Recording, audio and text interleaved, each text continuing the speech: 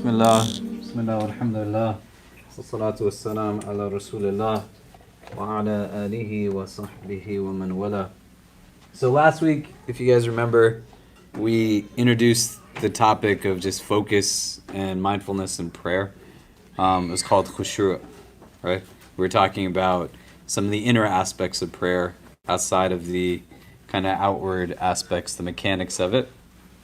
And today there'll be a few things that we'll do. We'll continue on with that, talking about kind of the language elements of the first chapter, Surah Fatiha, which if you remember when we were breaking down like the obligatory parts to prayer, the necessary parts, and the recommended parts, in the obligations in the Hanafi school for prayer, you just have to recite some part of the Quran in the shortest form of the verse, right? Thumma nadhar is the shortest verse in the Quran. In Arabic, you would recite that, and that suffices if, you're learning how to pray, whether you're a new Muslim, you're new to prayer, even if you were born into it, you're kind of rebuilding a relationship. But in that necessary column, the second column of Acts, was recitation of this first chapter of the Quran, Surah Fatiha. And what we wanted to do was familiarize with the meaning of the words as you're kind of memorizing it also. Does anybody remember the words we talked about last time? It was 2 weeks ago. Sorry we canceled last week. The sky turned yellow, and we felt like it probably was a good day for people to stay home instead of being out in the yellow sky. My son and I went bowling the night before on Tuesday, and my daughter is in 5th grade, but she did her first overnight trip in school. They took them to some place in the Poconos, and my son and I, because he was now home alone, and I don't know if he's ever actually been away from his sister, for a night. My wife very sparingly has traveled, and I've been with the kids. I travel quite often to speak at different things. I'm like, you can come in. But the two of them have never been away from each other, my daughter and my son. So my son kept saying, I just wish, he calls his big sister Didi. That's how you say big sister in Hindi. So he's like, I wish Didi was here. So we went bowling, and then we went to this arcade, and we got food. And then when we came out, the world just smelled like it was on fire. We had no idea what was going on because we were just in this, playland for the 3 or 4 hours when all of it was happening. It was crazy. And then the next day, I went up to Columbia for something, and when I left the building, everything was just this orange-yellow haze, do you know? So we figured it might just be better to not have the class, just in case people, respiratory issues, asthmatic, anything like that. So we're picking up now 2 weeks later, so it's okay if there's kind of a drop, but do people remember what part of that chapter we talked about last time? Yeah. Yeah, so and then we went just through those first 2 words, right? Alhamdulillahi, right? It's technically 3 words, but what did that mean? Does anybody remember? Praise and thanks. Yeah, praise and thanks, and yeah. Oh no, I was just going to point out the irony of the fact that I spent so much time staring at the Arabic and I never stopped to read what the words meant. That's okay. Great. Did you learn the Arabic? Alhamdulillah. Yeah, amazing, But right? I couldn't remember what it meant. That's all right. You don't have to. Yeah. It's a different language, But and you're just going to go through it piece by piece. I just think it emphasizes the point of you can be so used to saying something or just focus on you can forget the meaning behind it. Yeah. And there's a value to both, right? So it's not a both and in the sense that one is necessary for the other. In the prayer, the necessity is just the recitation of it, So the recitation to it is what you're doing in the prayer. What we want to do to be able to deepen the inward part to the prayer, right? Just not a prayer of the body, but a prayer of the heart, and to have focus and mindfulness. If you remember 2 weeks ago, I asked you, why are you able to be attentive, theoretically, even in this mode of communication? Well, it's because you can understand the words that are coming out of my mouth, right? If I was speaking a language that you didn't understand, I don't know what a language is that all of us, don't understand, any one of us, right? But let's say theoretically, no one in this room knew how to speak like Spanish, right? Likely some of you do know how to speak Spanish in some capacity or fluently. Let's assume no one does. And I was just up here talking to you in Spanish. You would fundamentally, after a bit, just zone out because all you have is sounds, right?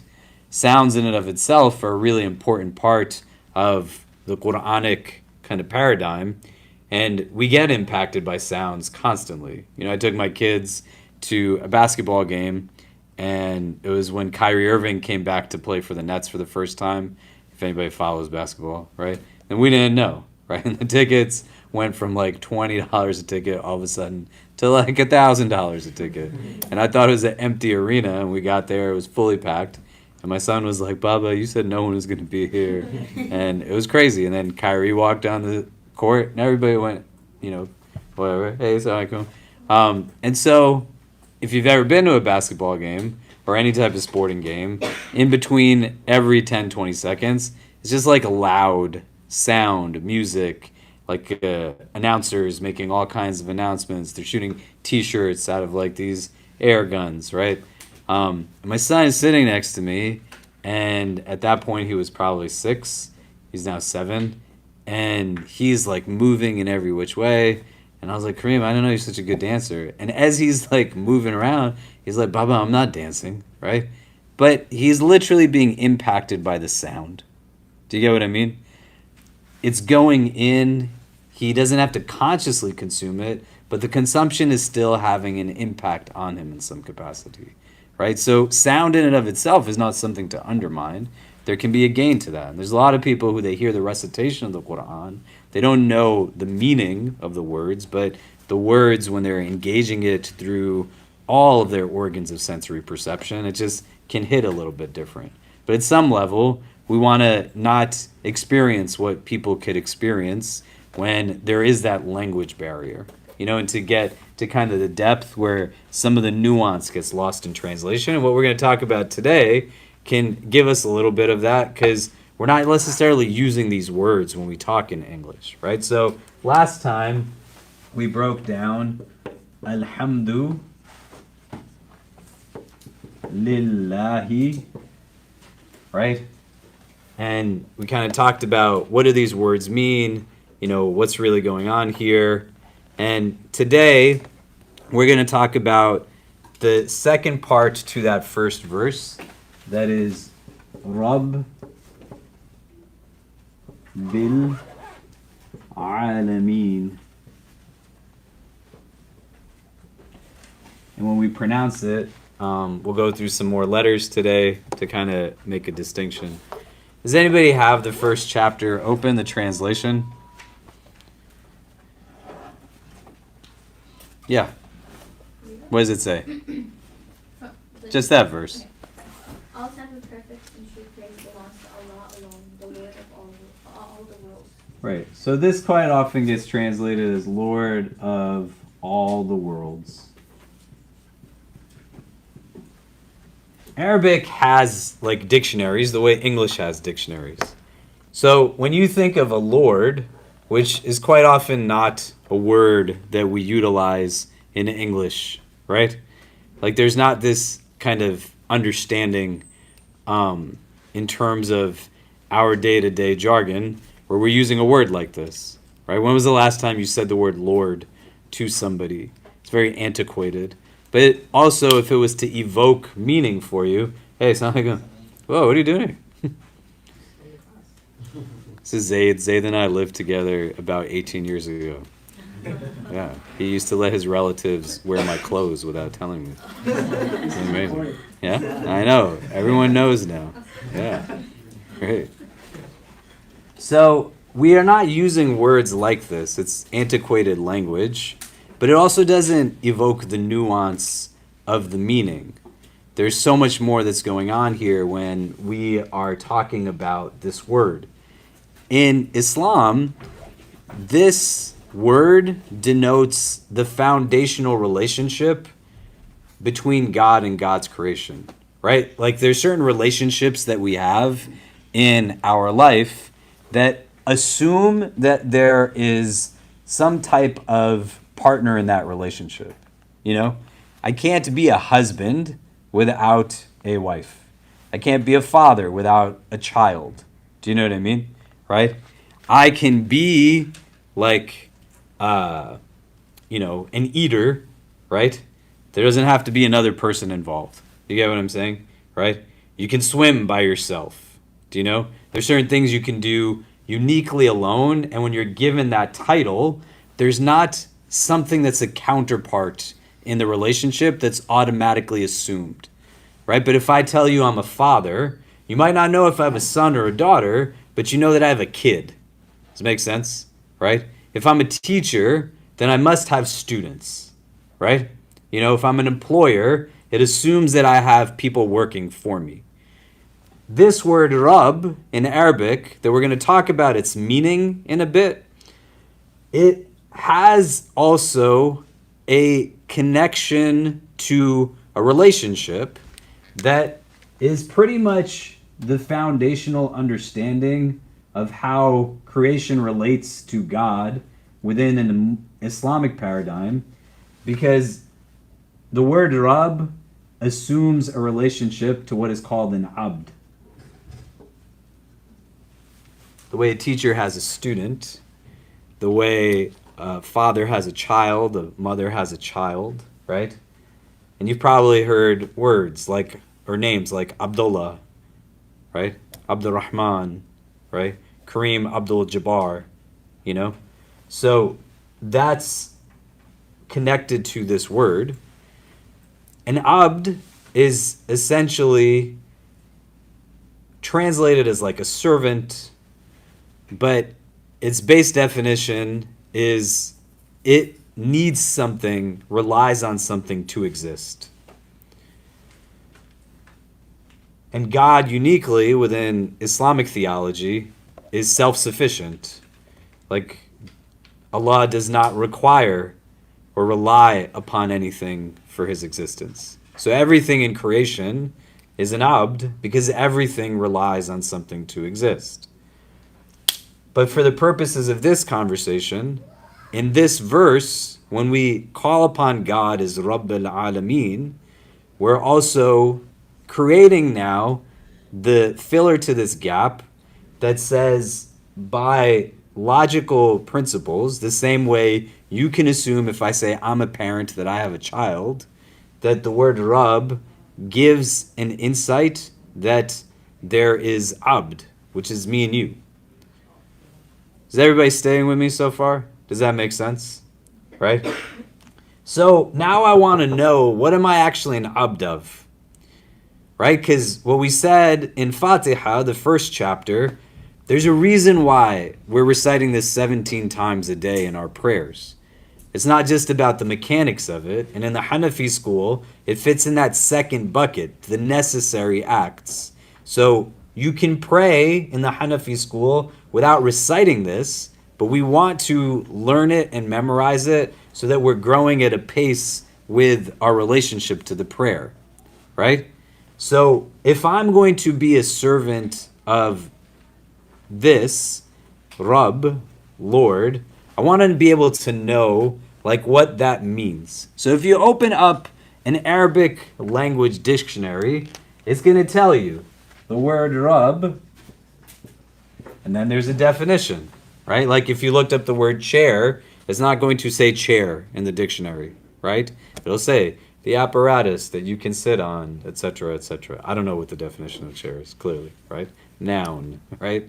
You know? So this is going to define for us what is Rabb mean. It's going to be so much more than just Lord, right? Which is a word that we don't use.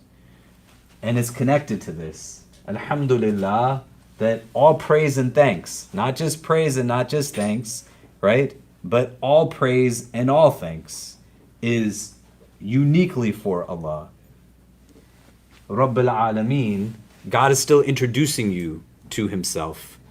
He's saying, hey, this is me. The way when you all sat down in the beginning and I said, turn and tell people your names and how your day went. My name is Khalid. I am a chaplain, etc., etc. Right? I'm giving you insight as to who I am. You are being told by the divine in this first chapter, like, this is how he wants you to know who he is. Right? So the word Rabb, they'd say Rabb firstly denotes al-Malik. Sorry, my hands are...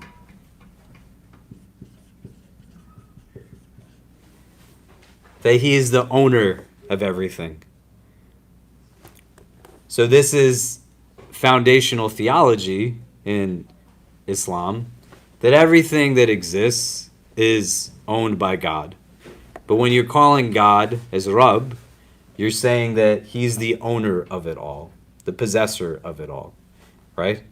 Everything that's given to you is given not because you deserve it, right? I don't have it, and by virtue of me having it means I deserve it and I'm entitled to it. That just because I want it doesn't mean that I need it. But what's given to me, I understand as a gift.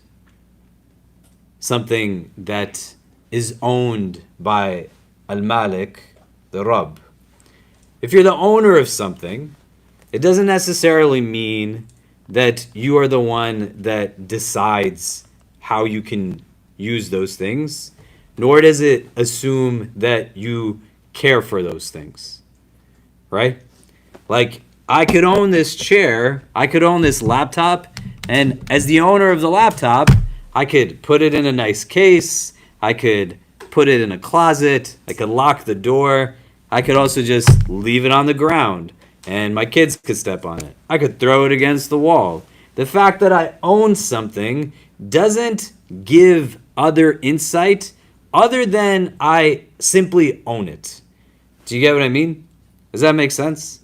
Like, you could own something and care for it. You could own something and you could treat it like garbage. You could own something and you could honor it. You could own something and you might not even be the one that decides how it gets used. You come to my house and I am the 40-year-old father in the house. And I walk into my house, my kids decide what's watching on TV. They didn't buy the TV. I bought the TV, right? But who's deciding what's being watched?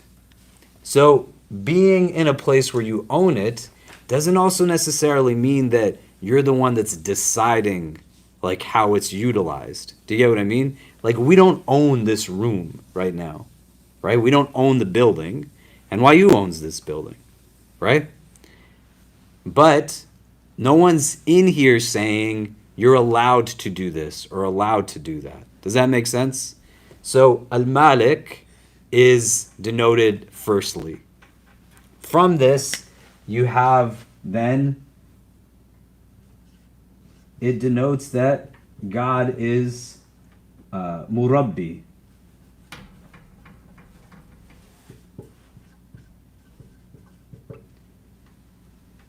Murabbi means like a caretaker, a nurturer, the one that looks after you. But there's a verse in the Quran where it's a prayer, and it says, وَقُلْ رَبِّ ارْحَمْهُمَا كَمَا رَبَّيَانِي صَغِيرًا. It's a prayer for your parents, where you're asking God, be merciful to them as they did nurture me when I was younger, like growing me, right?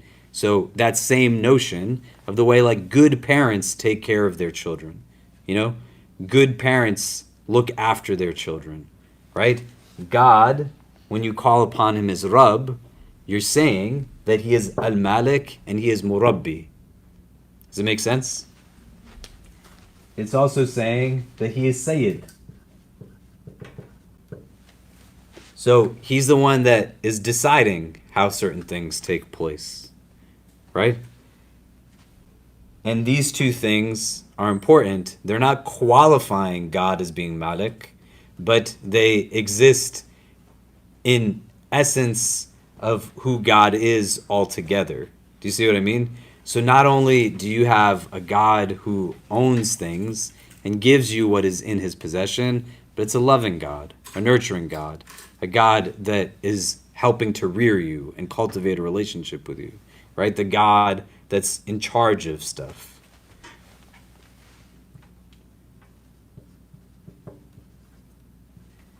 It also denotes that God is mun'im. In Arabic, the word for blessing is ni'mah, right?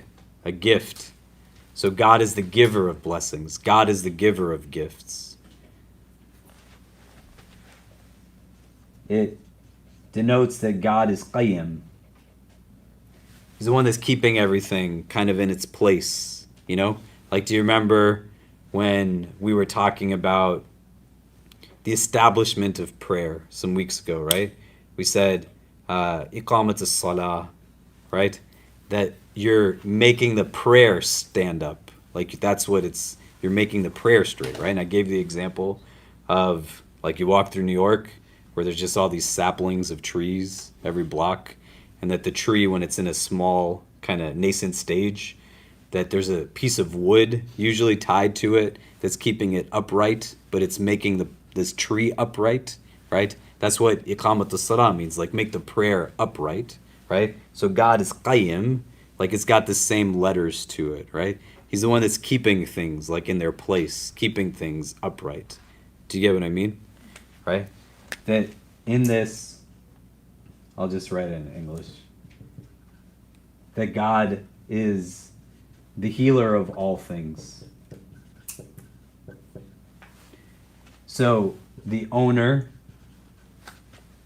the caretaker, the master, so to speak, the giver of gifts, of blessings, the one keeping things upright in their place, and the mender, the healer of all things. All of that is the definition of Rabb. And that's what they're trying to say Lord means. You understand? Do you see the difference? Right? Like if I think of this, I'm picturing like if you've ever been to medieval times before. Has anybody been to medieval times? Yeah. So you get what I mean, right? It's kind of like people are like honoring their knight, and you know, royalty is eating, and that's like a lord, but it's inaccessible. Do you get what I'm saying? It's like a stratification that is rooted in classism that denotes that I'm not in a place where I should even think of having a relationship with you. But that's not what this means.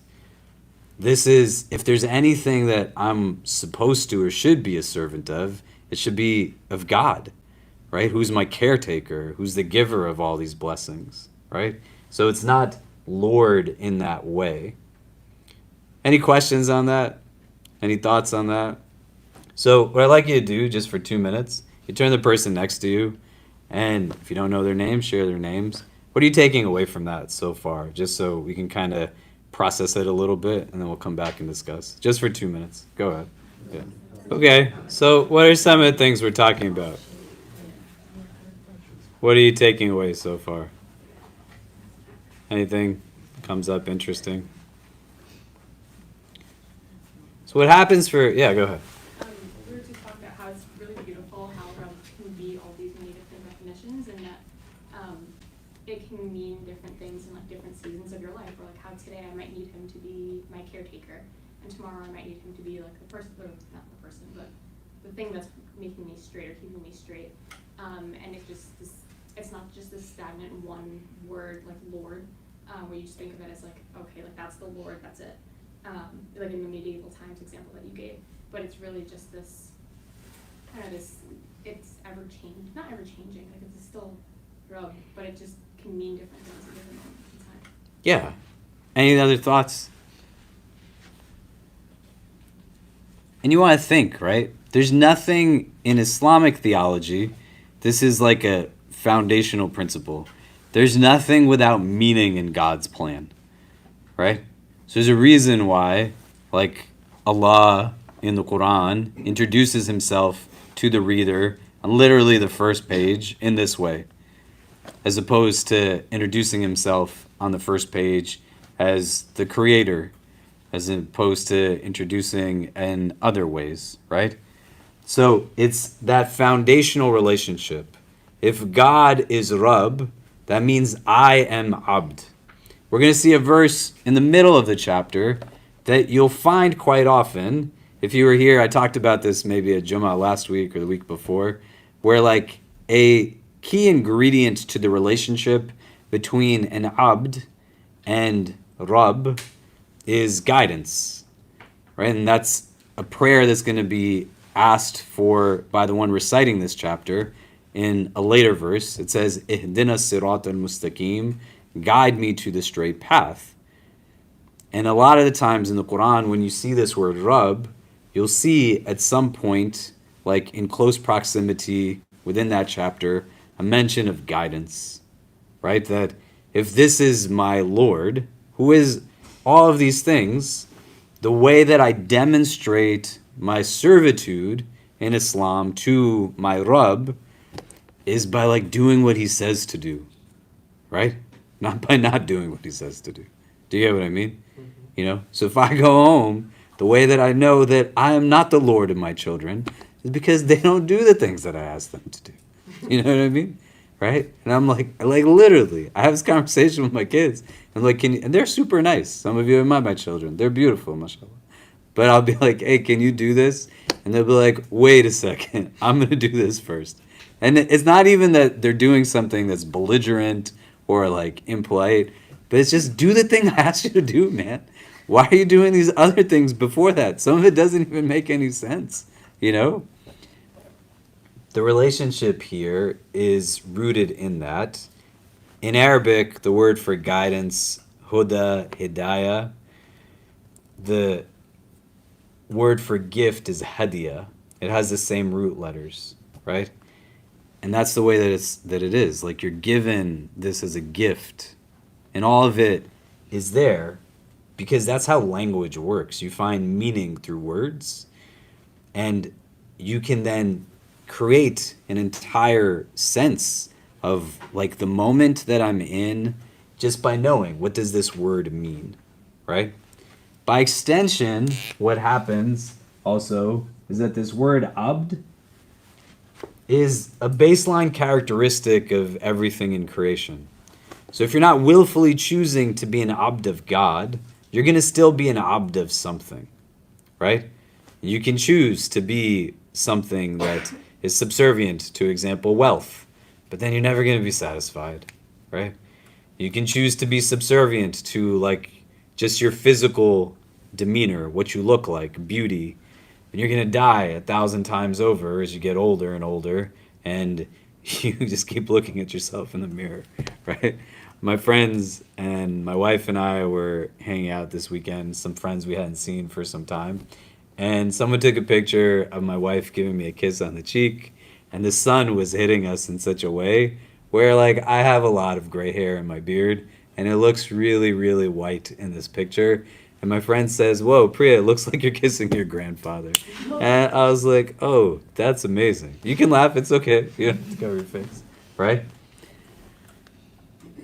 If I was in a place where I was subservient to my physical demeanor only, it would get to a place where every time I looked in the mirror as my physical being aged, it would just destroy myself, right? And people manipulate our core belief structure, not abstract doctrine or theology, but the cognitive mechanisms through which how we process reality. I am beautiful. I am not beautiful. What the Quran is saying is that you're beautiful even when you're 60 or 70 years old. Your beauty lies in not becoming submissive to something that is going to inculcate a sense of deficiency within you in some capacity. But you should be subservient to a God that we're going to talk about in a little bit more, how he further introduces himself to you. But ultimately, everybody is going to be a worshiper of something, you know? So the Quran is saying, choose to be a worshiper of the one that's worthy of worship, right? That's why the Shahada says, La ilaha illallah, there's nothing worthy of worship except Allah. Then we add in the part Alameen. And so the way, if you remember, we talked about Arabic being a language that is based off of a root letter system. So the word Muslim, Islam, salam. It all has these letters. Salama, right? And you can see the link between the words. So, alameen in Arabic has the letters that we'll get to in the next few weeks. Ain, lam, mim, right? It's a al, alama. This means like knowledge or knowing something, right? So the idea here is that this word can mean a lot of different things. Alameen can be in reference to, for example, everything that's not Rabb, right? Because Allah uniquely is the Rabb, so He's the Rabb of everything else, you know? So it's just anything that's ever been created, you know, across galaxies and universes and worlds, etc. Alameen, because it's rooted in ilm, knowing, is also making a categorical difference, for example, between a world of knowing and a materialistic world, right? Which in Arabic is called the dunya, right? So your time on this world is not like shackled by things that are materialistic, things that are just externals, you know? But it's a world of knowing, so that when you walk down the street, you actually take a pause to say, look at how beautiful this flower is, right? Look at how gentle, like, the mother bird treats its baby chicks.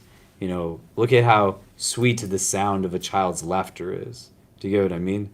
But you're taking steps of knowing in a world of knowing. You know, you're not taking steps of forgetfulness, right? There's steps that increase you in an opportunity of finding depth of perspective. So some people would say this word alameen refers to like everything that's ever been created. Some people would say that He's the Lord of it, also meaning like the knowing worlds, or like those that have the capacity to know in the world, meaning like all humanity, right? What this is denoting fundamentally is also a linkage between all people. It's not a theology that denotes like selected individuals having a relationship with God, but people in all of their racial diversity, their cultural diversity, their socioeconomic diversity, everything falls into this connection. And that we don't exist in a sphere that seeks to pursue independence as like a goal, but interdependence as a goal. How do we lean on each other? How do we exist within one another, right? That we're all connected in a God-centric paradigm that isn't despite, but embrace of our diversity. Do you know what I mean? So it's giving an indication to a deep sanctity of humanity, and something that is not to knock other religions, but it doesn't exist in other religions in the same way, right? So all of that is being kind of denoted when we're saying Rabbil Alameen. Does that make sense? This is the first verse of the chapter that you're going to recite in your prayer. Yeah? Has anybody memorized this already? Yeah. And how is it like for those of you who are working on it so far? Oh, okay. Yeah. Sometimes I don't know which words are silent and which words aren't. Which words are silent? Which letters are silent and which ones. Yeah. Yeah. Okay.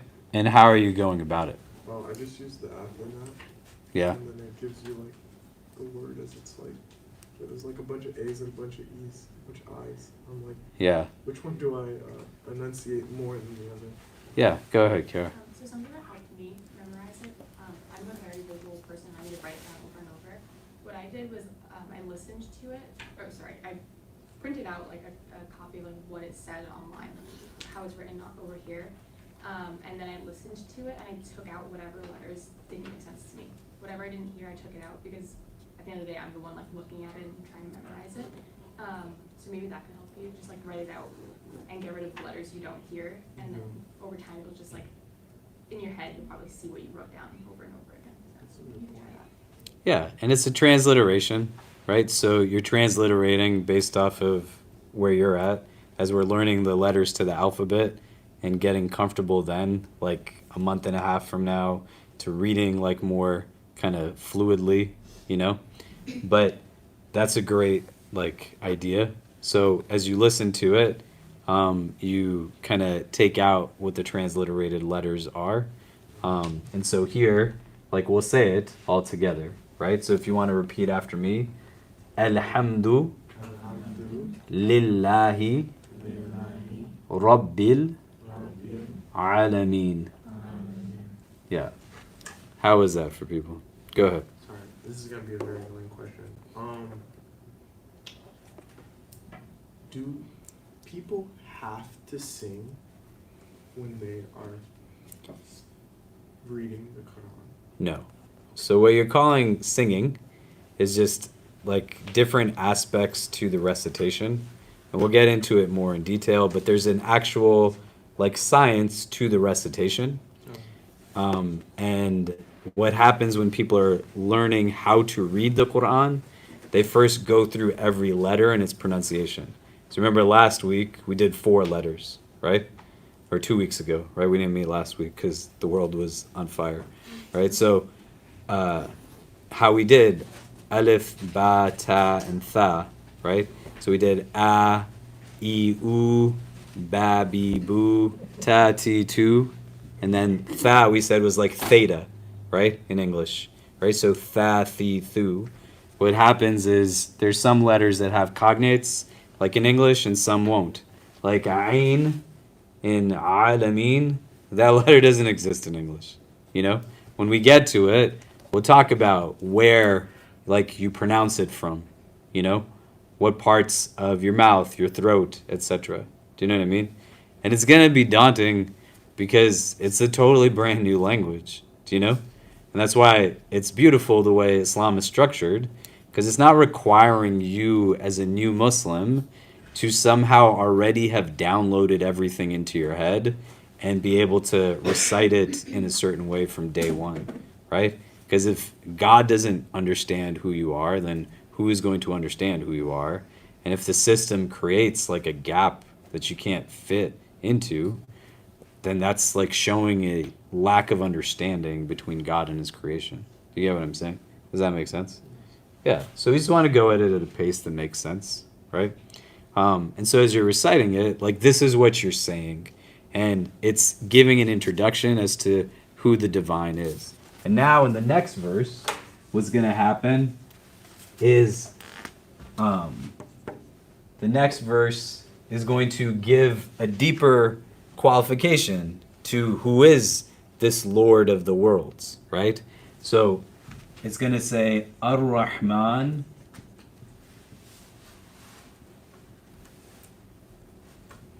Ar-Rahim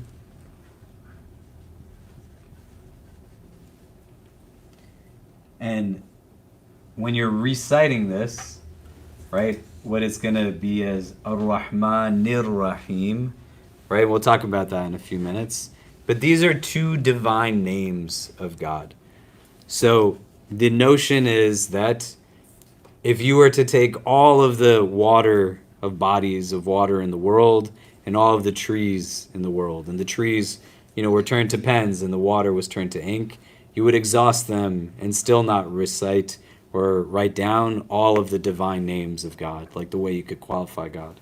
But there's certain ways that Allah has introduced himself to us through the Quran, and pondering and reflecting upon these words are where we can draw some insight.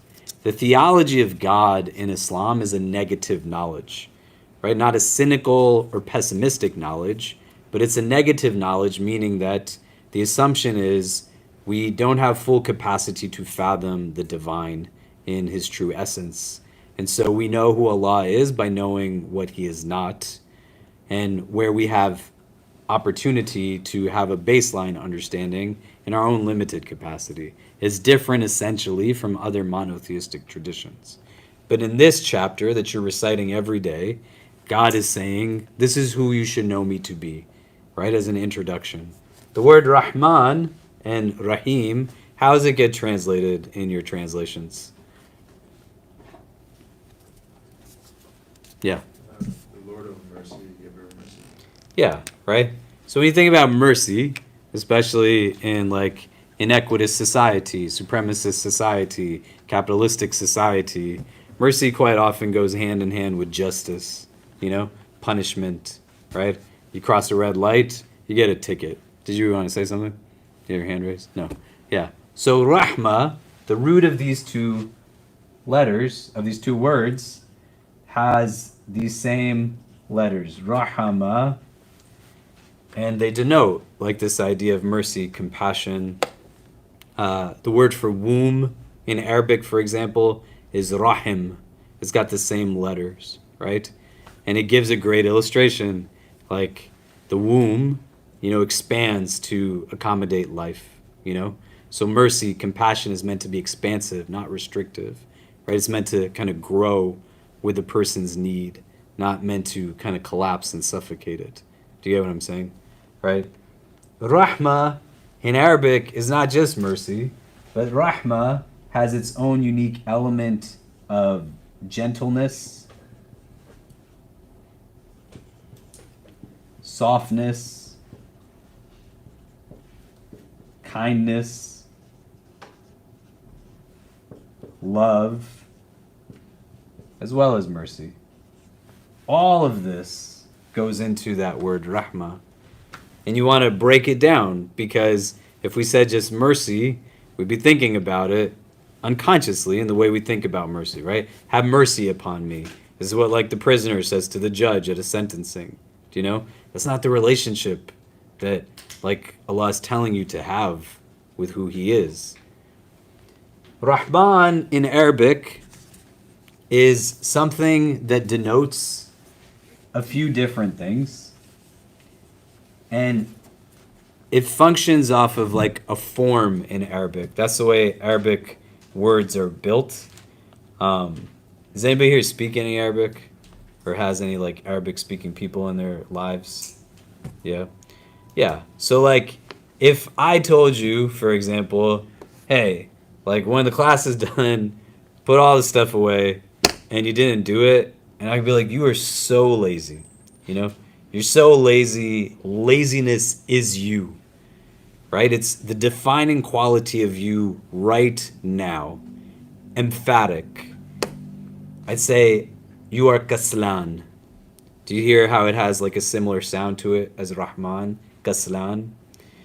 If I was exhausted, I'm sitting here and I'm like passing out in the chair, falling asleep, and I'm just so exhausted, so tired, I'd say I'm ta'ban, right? The tiredness is me. Exhaustion is me. If you hadn't eaten anything all day, right? I've been eating gross food all day. It's kind of a norm to the stories that I tell people. I woke up this morning, I don't even know why. I was like half asleep, and I went to the kitchen. My kids had like, I don't know what kind of cereals in the closet, from like Reese's peanut butter cups to Cocoa Puffs. We don't usually buy them these things, but on occasion. We're like sometimes really strange parents, right? My kids on their birthday, we might get them a box of Fruit Loops. That's how terrible we are to them. Like, oh, it's your birthday. Here, eat some Fruit Loops. Congratulations. And then we had Trader Joe's cereal. I was eating all three of these things. I don't know why. It was a bad idea. And then 2 hours later, I was like, oh, I'm going to have a long day. I should probably eat something. Because my wife always says, you don't remember to eat. So I ate some pasta and chicken. And then I came here, and there's a box of donuts in our office. And Khalid was like, I'm going to eat these donuts. And I was like, I'm not going to eat them. And then 5 minutes later, I was eating them also. And I ate a glazed donut from Monday that's been sitting in our office from Dunkin' Donuts. It was super gross. I took a bite out of it, and it was gross. And I still ate the whole thing. And now I feel pretty terrible. Say I did not eat all of those things, and I hadn't eaten anything all day, and I hadn't eaten anything maybe like for a couple of days. And hunger was just like so apparent in me. The way that it would be described is jaw'an, right? That I'm so hungry. Hunger is like the emphatic quality of me in this moment. And all those descriptions, laziness, exhaustion, hunger, they have the ability to be remedied, to go away, right? I can eat something, hunger ends, right? I can sleep, exhaustion ends, right? I can pick up my stuff, laziness ends. So Rahman is saying it's now, it's emphasized, and it has the potential of like having a stop to it, right? Rahim has the same root, and it's going to still be these words in translations. The beneficent, the benevolent. It's like, who uses these words when we talk in regular everyday English? Rahim denotes continuity. It's like happening always. There's no stoppage to it. Does that make sense? It's something that has the capacity for forever. And so the way these two get linked, one, in description of this, you don't want to see the verses as separate sentences in a vacuum, but it's saying, all praise is for God, the Lord of the worlds. Well, what kind of Lord is he? He is a Rahman and a Rahim Lord, that he is super merciful, compassionate, loving, kind, gentle. It's what's the prevailing quality right now, and it is continuous. It happens forever. Does that make sense? And when you think about this now in like a servitude-based mode of a relationship, most people who lord over people, they're not nice to them, right? They don't treat them well. There's not that element of love to it. But here, Allah is saying, this is the kind of Rabb that I am, that you should know. I am a loving God. I am a merciful God. I am a gentle God. I am a kind God. I am a soft God. Does that make sense? Ar-Rahman, Ar-Rahim. And that's how God is introducing himself. Again, it's a qualification to this, and that's what you're invoking him by. Right? It's a conversation with the divine, the first chapter, Surah Fatiha. And then the third verse, where we'll stop today, says, Maliki Yom Ad-Din.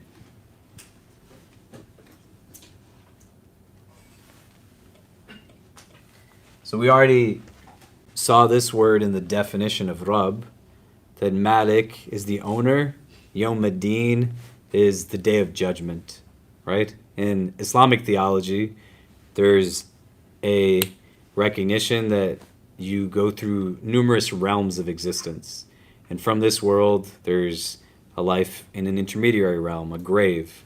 Then there's a concept of a day of judgment, that everyone is essentially raised from their graves and taken into an individual account. And God is the owner of the day of judgment, right? God is the one that is the master of the day of judgment.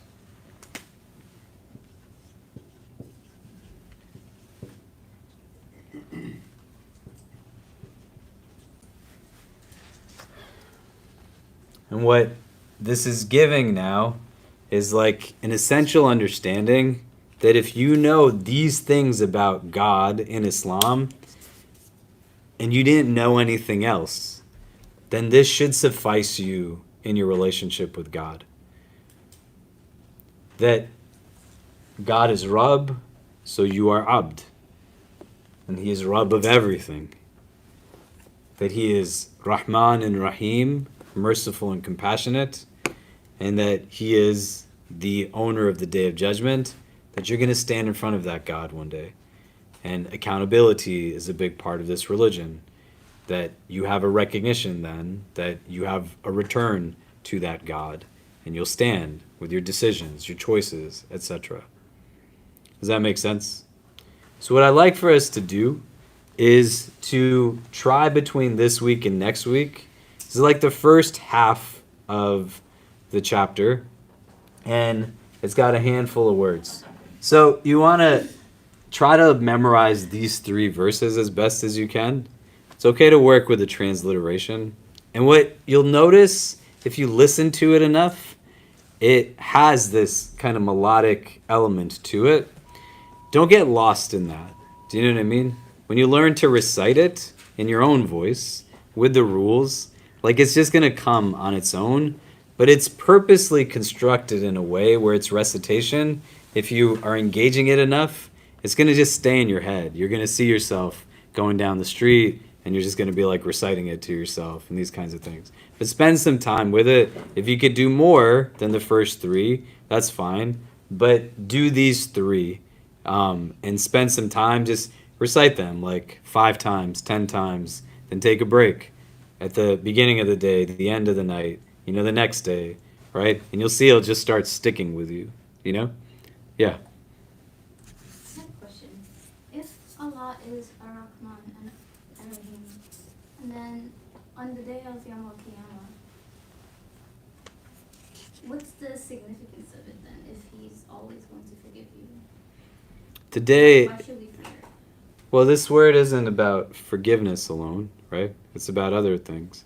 So the Day of Judgment is like a theological concept that also provides us the opportunity for questions of why to be answered. Like, why did certain things go the ways that they went in this world, right? It's a day of like balance. So we're taught that the goat that has horns will have recompense against it by the goat that had no horns, right? If there's anything that kind of was iniquitous, oppressive, usurpment, but all of these questions of why and balance will be restored. Like there'll be restitution, do you know? Does that make sense? Right? And it's yielding to this idea that God alone is like the Lord of all things. So the wisdom of God, the knowledge of God is one that far surpasses anything that we might be able to understand on a human level. And this is where there's no anthropomorphizing of God in Islamic theology, right? So there's no human understanding of the divine, right? Or God existing at a human level, or there being multiple gods. And again, it's not to knock someone's belief, right? But when you're talking about kind of absolutes in knowing everything, or like understanding everything, right? At these levels that exist beyond our realm of experience with time and reality, etc. How could it work if there was 2 beings that had that capacity? Do you know? How would it work if there was 5 beings that had that capacity? Do you get what I mean? And so in thinking about that in relation to other aspects, right? How could a God be those things and also die or sleep or eat? Do you see? So the theology has elements of reflection and contemplation that even through your own kind of rational mode of thinking, it has necessary questions that have to be answered. Do you know? How God will judge on a day of judgment is like on God's volition. The theology of Islam is not built off of an idea that just because you're Muslim, you guarantee yourself entrance into heaven, and if someone is not Muslim, that they're guaranteed a destination in hell, right? That's like a very Protestant theology in some denominations of theology. Again, it's not to knock anybody's belief, but it's not a Muslim theology, right? Yeah. If someone were to memorize both the Arabic and the English translation, could they technically pray everything in English? Can they recite all 5 prayers in English? In the prayer? Yeah. The prayer would have to be done in the Arabic. It has to be done in Yeah. Arabic. That's why we want to learn the Arabic. But that's where also, like that first bucket that we talked about that you weren't here for, we're going to go through it in like a week or two, that the minimum that you need is not this. This is like beyond the minimum. The minimum is just reciting any like short verse of the Quran in the Hanafi school. I guess I have a bigger question of why does prayer have to be said in Arabic? Because the Quran itself is in Arabic, but the translation of the Quran is not considered to be Quran. It's considered to be a translation of the Quran. Yeah? Yeah. Okay. So why don't we do this just in the last 10 minutes that we have? Did anybody actually try to mess around with the letters that we talked about last time? The alif, ba, ta, tha. You did? How'd that go for you? It looks like chicken scratch. Nice. Did you find any of them in the chapter? Did anybody do that?